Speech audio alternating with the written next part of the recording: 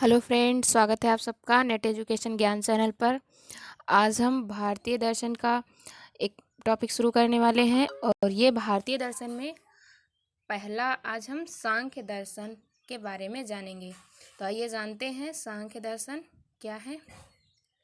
सांख्य दर्शन के प्रणेता आचार्य कपिल को माना जाता है कि सांख्य दर्शन की शुरुआत किसने की थी।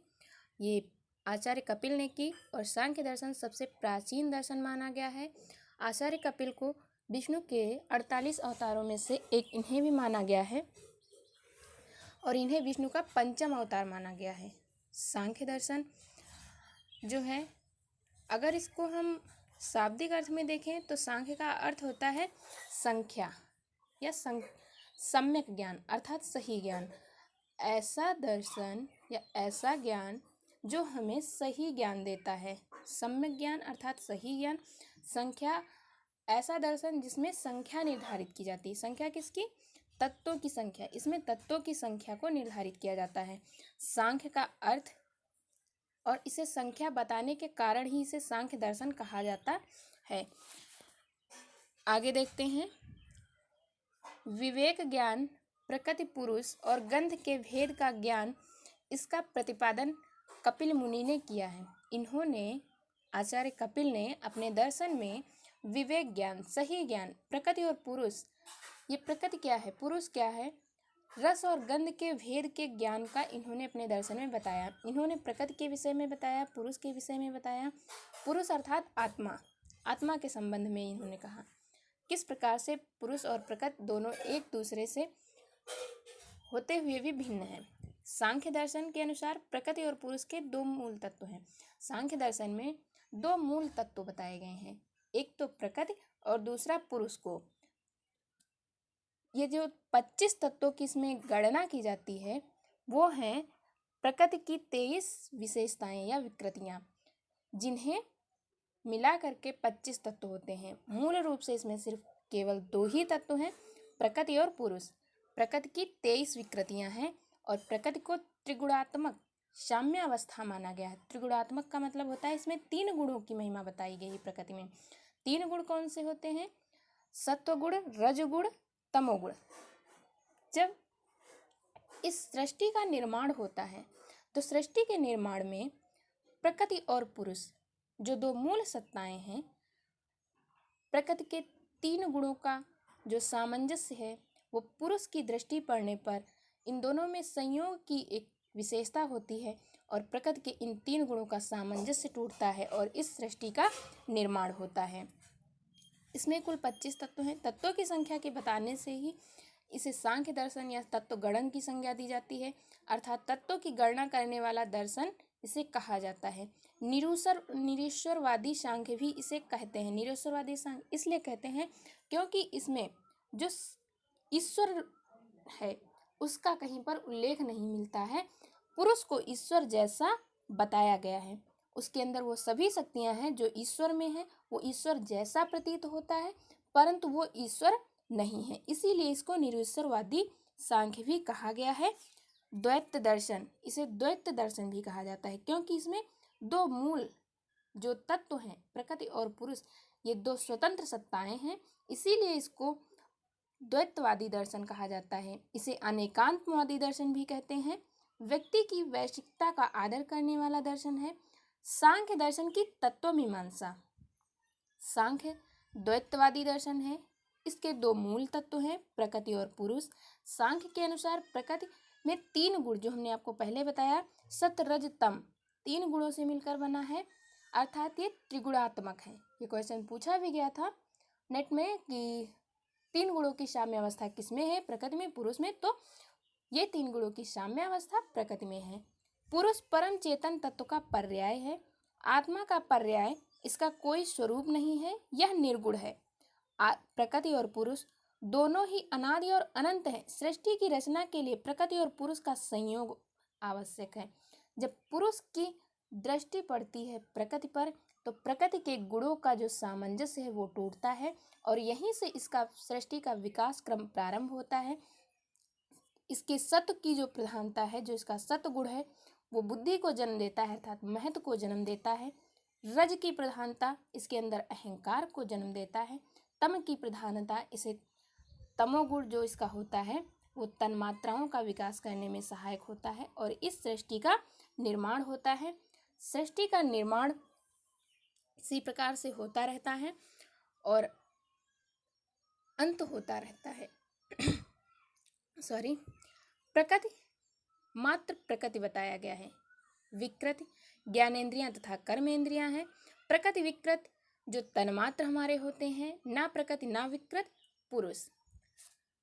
सांख्य दर्शन की ज्ञान मीमांसा व तर्क मीमांसा को देखते हैं। सांख्य दर्शन ने ज्ञान को दो भागों में बांटा है। एक पदार्थ ज्ञान, इसे वह यथार्थ ज्ञान कहता है। दूसरा प्रकृति पुरुष के भेद का ज्ञान, इसे वह विवेक ज्ञान कहता है। सांख्य दर्शन ज्ञान प्राप्त करने के केवल 3 प्रमाण साधन मानता है। एक तो प्रत्यक्ष, अनुमान और शब्द। प्रत्यक्ष मतलब जो हमें इस समय दिखाई दे रहा है। प्रत्यक्ष जैसे जो हम अपनी ज्ञानेंद्रियों से, इंद्रियों से उसको देख रहे हैं, महसूस कर रहे हैं, वो प्रत्यक्ष है। अनुमान उस चीज़ के ना होने पर जब हमें उसका आभास होता है वो अनुमान होता है। वो हमारे पूर्व ज्ञान पर आधारित होता है। पहले जो हमने ज्ञान ले लिया होता है उसके माध्यम से हम उसका अनुमान लगाते हैं। जैसे कहीं पर अगर धुआं उठ रहा है तो हम कहते हैं जरूर वहाँ पर आग जल रही होगी। कारण क्या है? क्योंकि हमने पहले आग के साथ में धुएं को देखा है। तो ये होता है अनुमान। शब्द प्रमाण, शब्द के माध्यम से उसकी व्याख्या करना शब्द प्रमाण कहलाता है। वस्तु जगत के ज्ञान के लिए तीनों प्रमाण साधन आवश्यक होते हैं। सांख्य दर्शन की मूल्य मीमांसा।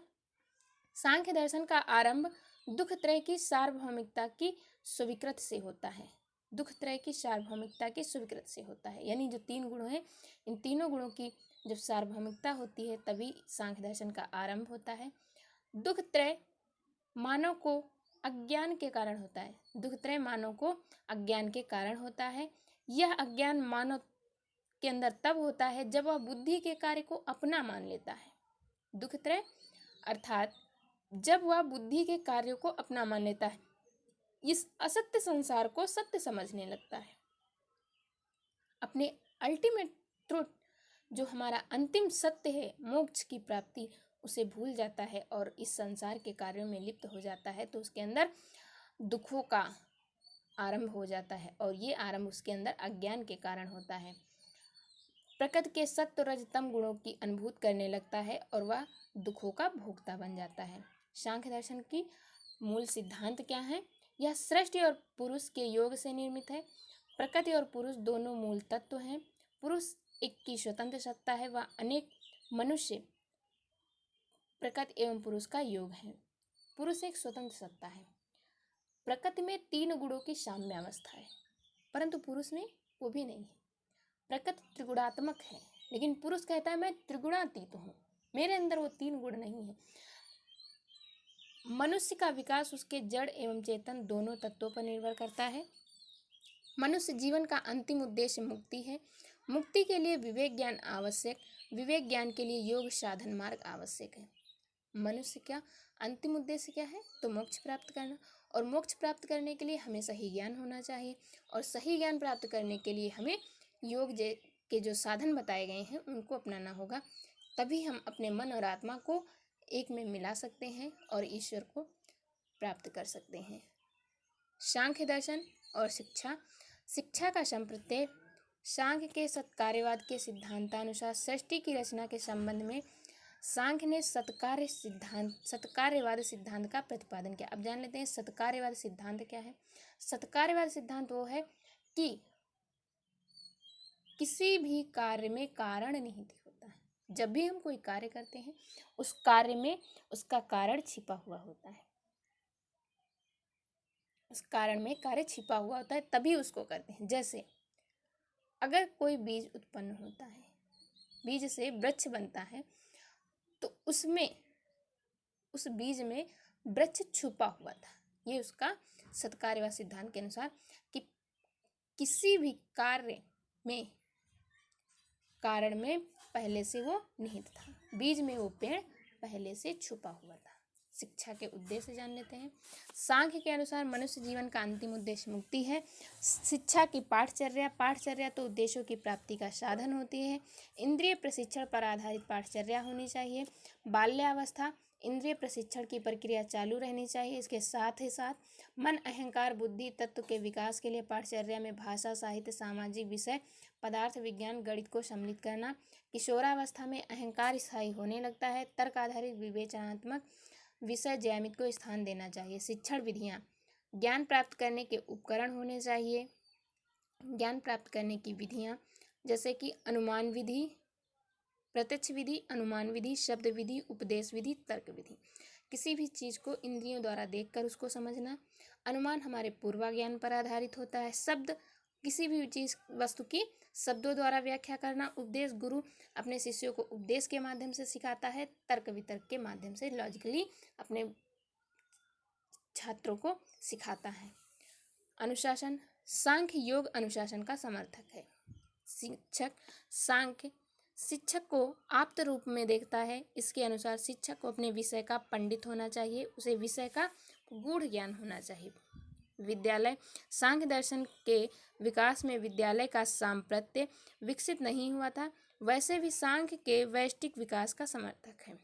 थैंक यू फ्रेंड्स, आज के लिए हमारा लेक्चर समाप्त होता है। सांख्य दर्शन का अगला लेक्चर जो हमारा होगा वो वेदांत पर आधारित होगा या योग, इन दोनों में से एक होगा। तब तक के लिए नमस्कार फ्रेंड। अगर ये वीडियो पसंद आए तो हमारे वीडियो को लाइक कीजिए, चैनल को सब्सक्राइब कीजिए।